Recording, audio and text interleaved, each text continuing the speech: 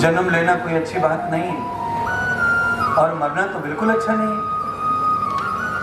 जन्म लेना अच्छी बात नहीं है और मरना तो बिल्कुल भी अच्छा नहीं मरना।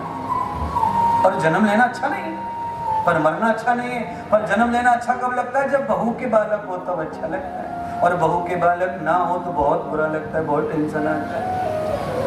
तब तो मंदिर, मस्जिद, गुरुद्वारा सब जगह जाके माथा फोड़ के यही प्रार्थना करते हैं कैसे भी बहू को बालक हो जाए। और अपने लिए हम क्या प्रार्थना करते हैं कि परमात्मा जन्म मरण से मुक्ति दे दो और बहू के बालक होना ही चाहिए। अच्छा बोलो, बहू के बालक होगा तो किसी को तो जन्म लेके आना ही पड़ेगा ना। फिर तुम क्या अच्छा कर रहे हो? खुद को बचाना चाहते हो जन्म से और बहू के जन्म करवाना चाहते हो बच्चों का। फिर ये कैसे रुकेगा प्रपंच? ये पाखंड, अंधविश्वास ये रुकेगा कैसे? नहीं रुकेगा। और हमारे या तुम्हारे कहने से रुकने वाला भी नहीं है, वो तो प्रभु का चलन है, चलता रहेगा।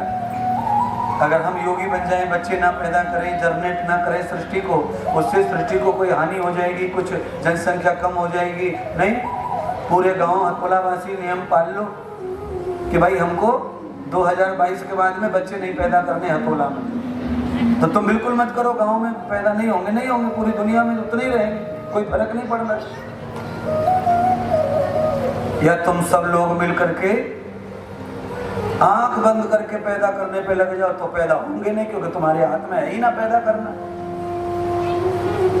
अगर जन्म मरण हमारे हाथ में रहता तो दुनिया में फिर कोई भी निपुता नहीं रहता, सबको पुत्र होते, सबको पुत्रियां होती।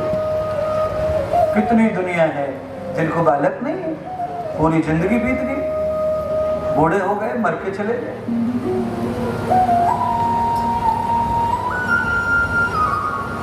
कितनी दुनिया है जो बालक पैदा हो गए, बड़े हो गए, रोज भगवान से कह रहे हैं प्रभु या तो हमें उठा ले, या तो यहाँ को उठा ले, या तो हमें उठा ले, या तो इसको। तो भी नहीं सुन रहा कोई भगवान, ना इन्हें उठा रहा ना उनको उठा रहा। दोनों का दुख बढ़ाता ही जा रहा है। औलाद की वजह से माता पिता खून के आंसू रो रहे हैं, पड़ोस में खून के आंसू रो रहे हैं औलाद की वजह से। फिर भी ये वाला जो पड़ोसी है रात दिन लगा ही पड़ा है, गुड्डी हो जाए, सुनीता हो गई, पप्पी हो जाए, लगे पड़े। पड़ोस का देख के भी कोई सुधरता नहीं है। अच्छा, पड़ोस का देख के क्यों सुधरे? जरूरी थोड़ी है ना पड़ोसी जैसे ही होने वाला है, अच्छे भी हो सकते हैं, अपने महान हो सकते हैं। रावण को देख के सभी ब्राह्मण बंद कर देते बच्चा पैदा करने का, तो अभी तक कोई विभीषण पैदा ही नहीं होता।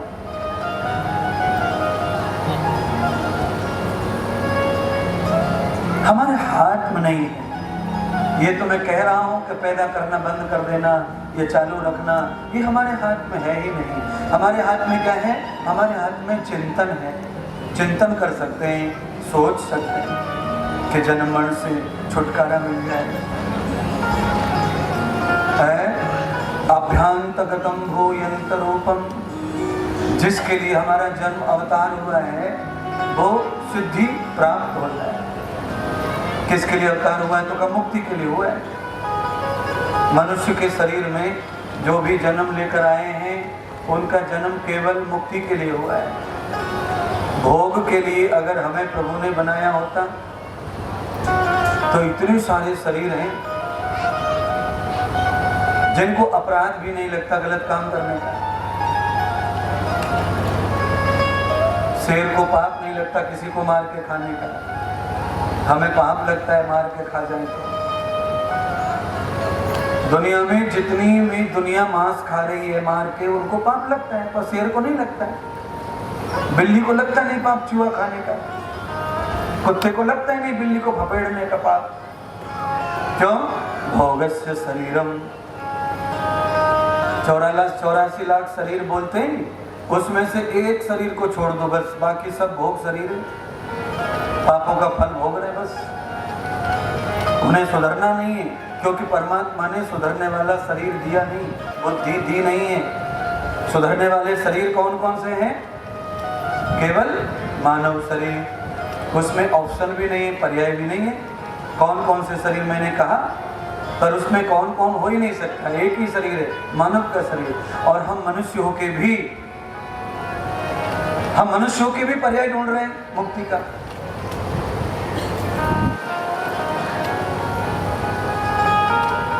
मनुष्य के साथ में कई शरीरों को मुक्ति मिल जाती है, मनुष्य में इतनी पावर है। देखिए, मनुष्य के संग करने से कुत्ता मुक्त हो सकता है, मनुष्य का संग करने से गाय मुक्त हो सकती है, मनुष्य का संग करने से बैल मुक्त हो सकता है, मनुष्य का संग करने से हाथी मुक्त हो सकता है, मनुष्य का संग करने से बंदर मुक्त हो सकता है।